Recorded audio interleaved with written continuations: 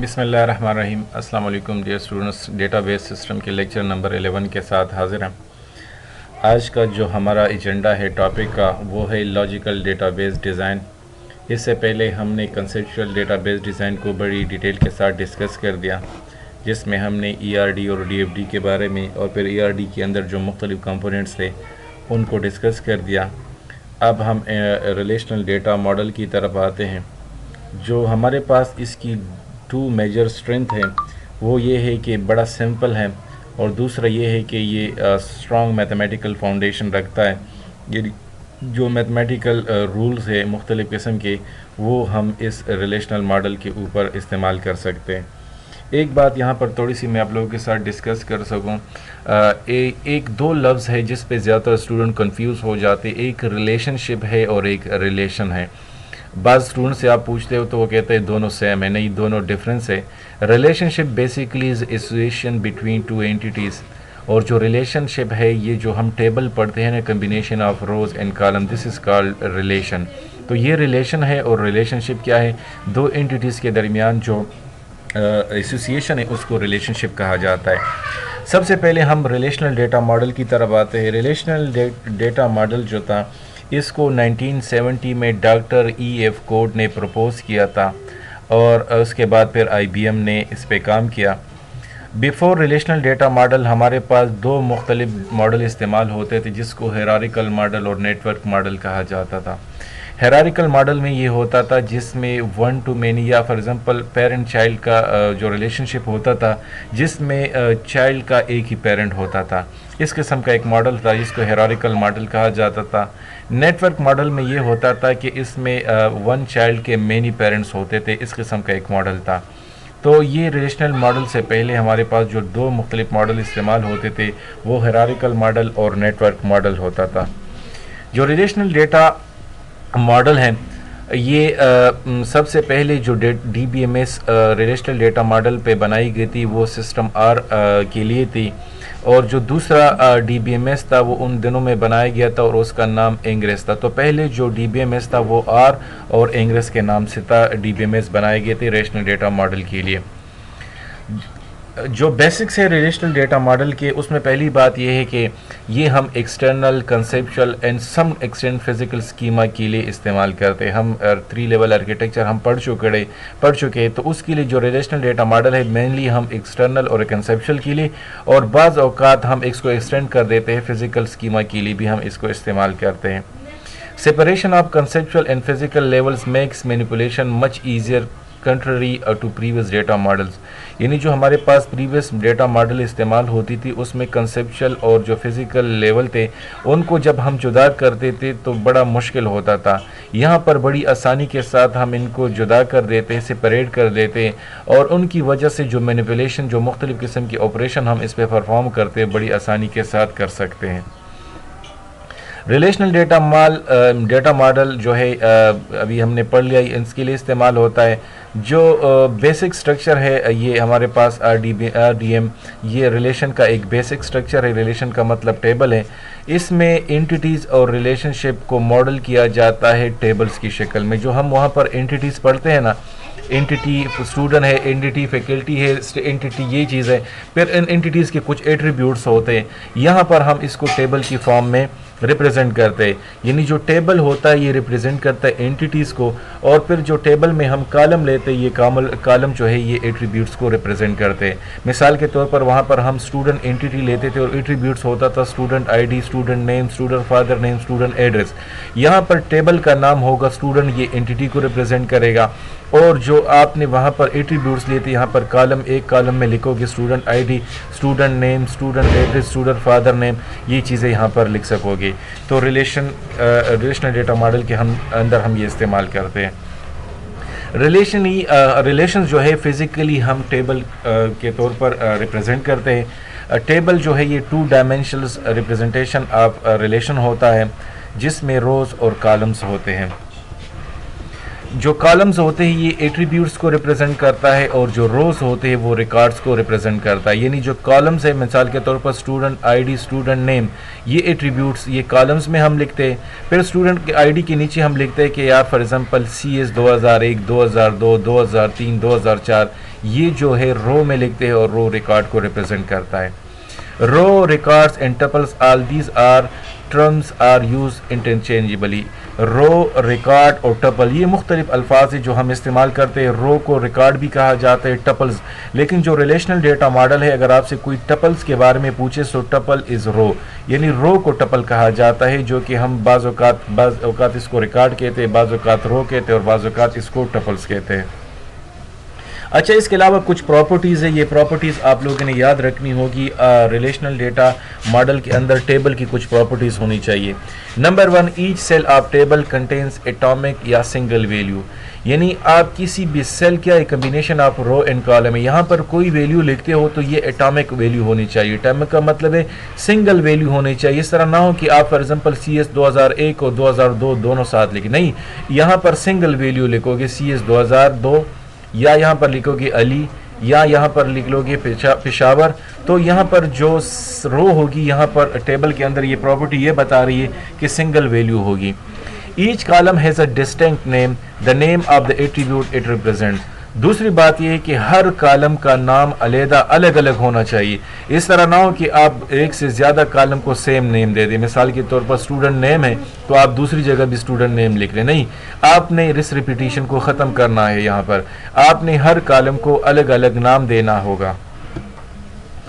Number 3, the values of attributes come from the same domain. दूसरी बात यह है कि जो एट्रीब्यूट्स की वैल्यू है वो सेम डोमेन से आनी चाहिए। मिसाल के तौर पर आपका एट्रीब्यूट है स्टूडेंट आईडी और नीचे आप लिखते हो अली, तो ये नहीं, बल्कि आप स्टूडेंट आईडी के नीचे स्टूडेंट आईडी लिखोगे, स्टूडेंट नेम के नीचे नेम लिखोगे, एड्रेस के नीचे एड्रेस लिखोगे, यानी जिस डोमेन से वो बिलोंग कर रही है उस डोमेन के मुताबिक आपने वैल्यू एंटर करनी है। उसके बाद नंबर 4 बेसिक प्रॉपर्टी इसकी है, the order of the column is इमैटेरियल, यानी जो ऑर्डर है वो आपके पास बेऐब होना चाहिए, यानी ऑर्डर आप गलत ना लेके सही तरीके से आपने ये ऑर्डर लिखना होगा। The order of the row is immaterial, आपका जो रो का ऑर्डर है वो भी सही तरीके से होना चाहिए।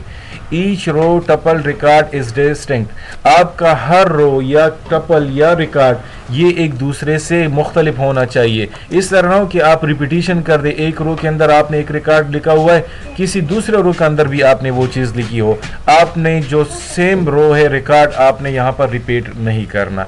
अब यहाँ पर देखिए टेबल, फॉर एग्जांपल इस टेबल का नाम स्टूडेंट, ये एंटिटी है, ये आपके सामने टेबल है।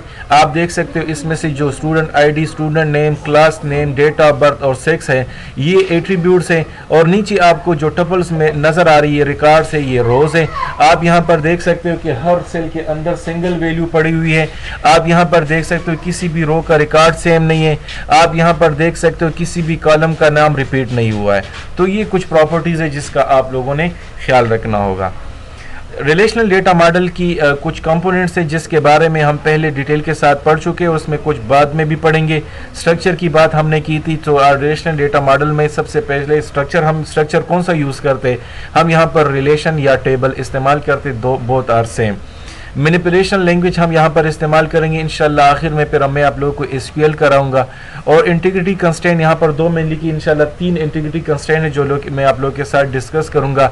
एक रेफरेंशियल इंटीग्रिटी कंस्ट्रेंट है, एक प्राइमरी की वाला जो है, और इसके अलावा एक डोमेन कंस्ट्रेंट है। इंशाल्लाह इसको डिटेल के साथ फिर पढ़ेंगे। मैथमेटिकल रिलेशन की यहाँ पर मैं थोड़ी सी एग्जांपल आपको देता हूँ, फिर समझाने की कोशिश करता हूँ।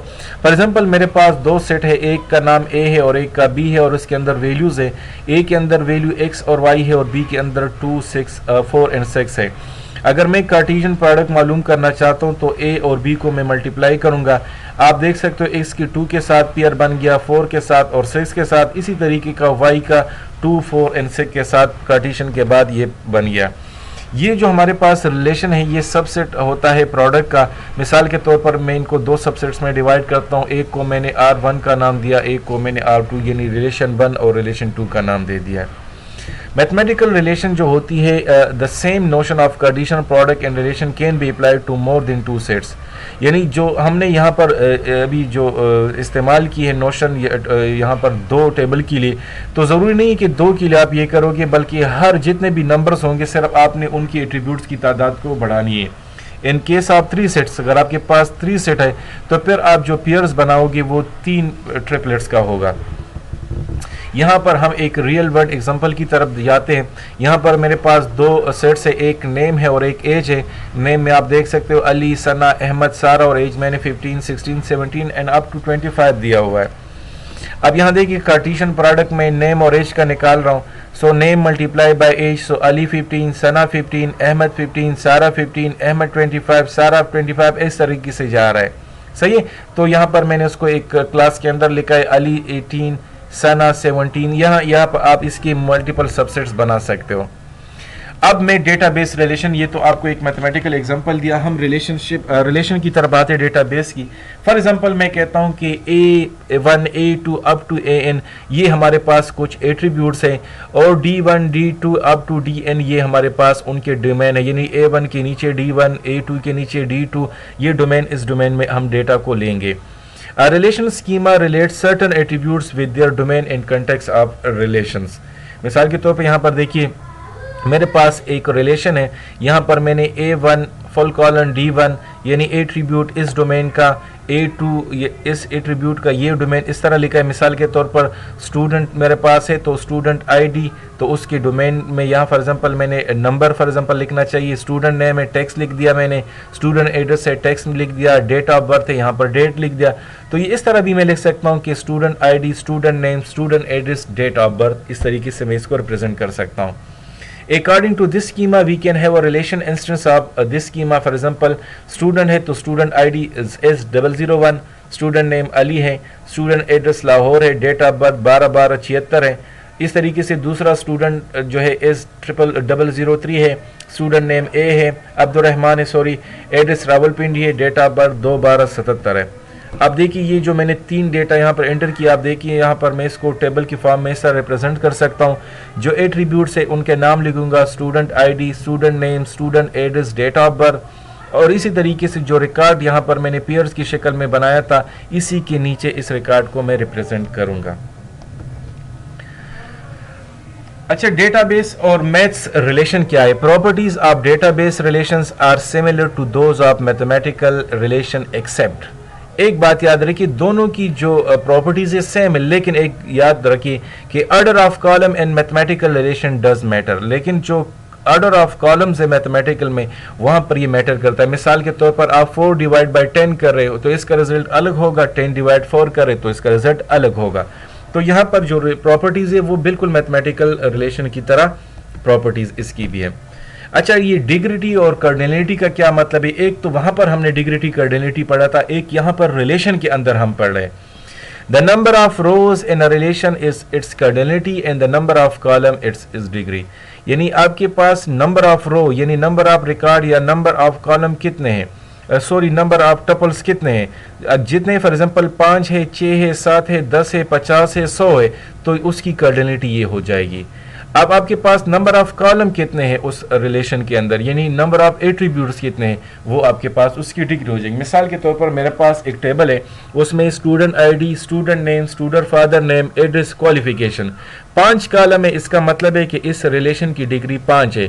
अब इस 5 कॉलम के नीचे एट्रीब्यूट्स के नीचे मैंने 50 रिकॉर्ड्स, 50 टपल्स, 50 रोज एंटर किए हुए, तो इसका मतलब है कि इस रिलेशन की जो कार्डिनलिटी है वो 50 है। अच्छा, रिलेशनल कीज है, इंशाल्लाह फिर डिटेल के साथ मैं ये आपको फिर पढ़ाऊंगा भी। The concept of key and all different types of keys are applicable to the relation. इसमें मुख्तलिफ किस्म की कीज है और इनकी एप्लीकेशन रिलेशन के अंदर मौजूद है।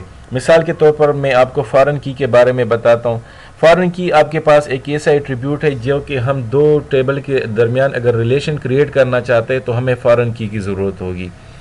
An attribute of a table B that is primary key in another table। मिसाल के तौर पर आपके पास 2 टेबल है, एक में आपके पास वो इज़ अ प्राइमरी की है और दूसरे में इज़ अ फॉरेन की इस्तेमाल हुई है, तो उन दोनों के थ्रू हम एक दूसरे दोनों टेबल्स की रिलेशनशिप बना सकते हैं। यहाँ पर एग्जांपल देखिए, ये आपके पास एक टेबल है consider table employee and department. दो टेबल है, एक एम्प्लॉई टेबल है, एक डिपार्टमेंट है। लेफ्ट साइड पर आप देख सकते हो एम्प्लॉई की टेबल की जो एट्रीब्यूट्स है वो कौन कौन से, एम्प्लॉई आईडी है, एम्प्लॉई नेम है, क्वालिफिकेशन है और डिपार्टमेंट आईडी है। आप यहाँ पर देख सकते हो डिपार्टमेंट की क्या है, डिपार्टमेंट आईडी है, डिपार्टमेंट नेम है और नंबर एम्प्लॉई है। तो यहाँ पर जो आप देख सकते हो इसकी जो प्राइमरी की डिपार्टमेंट आईडी है, यहाँ पर आप देख सकते हो डिपार्टमेंट आईडी यहाँ पर इस्तेमाल हुई है, लेकिन यहाँ पर प्राइमरी की है, यहाँ पर फॉरेन की है। तो इसी की मदद से हम इन दोनों टेबल की रिलेशनशिप को क्रिएट करेंगे। तो ये की के बारे में थोड़ी सी बात थी और इंशाल्लाह इसको मैं फिर डिटेल के साथ जो कंस्ट्रेन है इंशाल्लाह इसको पढ़ेंगे। सो आज का जो हमारा टॉपिक था वो रिलेशनल डेटा मॉडल के ऊपर था। रिलेशनल डेटा मॉडल को सबसे पहले EF कोड ने 1970 में प्रपोज किया था और इसकी जो बेसिक्स थी वो आपके साथ डिस्कस कर दी और कुछ प्रॉपर्टीज़ थी वो मैंने आपके साथ डिस्कस कर दी। फिर मैथमेटिकल एग्जाम्पल के थ्रू मैंने आपको समझाने की कोशिश की और फिर डेटाबेस की जो टर्मिनोलॉजी इस्तेमाल होती है उनको मैंने आपके साथ डिस्कस कर दिया। मिसाल के तौर पर जो टेबल है उसको रिलेशन कहा जाता है, जो रिकॉर्ड है या रो है उसको टपल भी कहा जाता है। इसके अलावा जो एट्रीब्यूट्स कॉलम्स होते हैं उसको एट्रीब्यूट कहा जाता है। जो नंबर ऑफ़ एट्रीब्यूट्स है उसको डिग्री ऑफ रिलेशन कहा जाता है। जो number of columns, number of rows या नंबर ऑफ़ टपल्स है उनको कार्डिनलिटी ऑफ रिलेशन कहा जाता है। उम्मीद है इंशाल्लाह यहाँ तक आपको समझ आएगी। ओके, शुक्रिया।